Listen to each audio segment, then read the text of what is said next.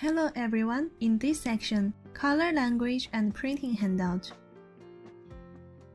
We will look at color language and how to set up printing handout. In order to use color appropriately, we need to learn the color language.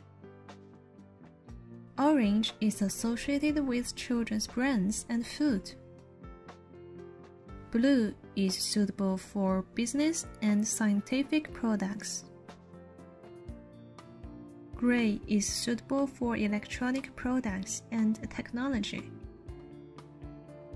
Green is suitable for agriculture and medicine. Colors have different languages in different cultures, and you can choose color scheme according to the content of the presentation.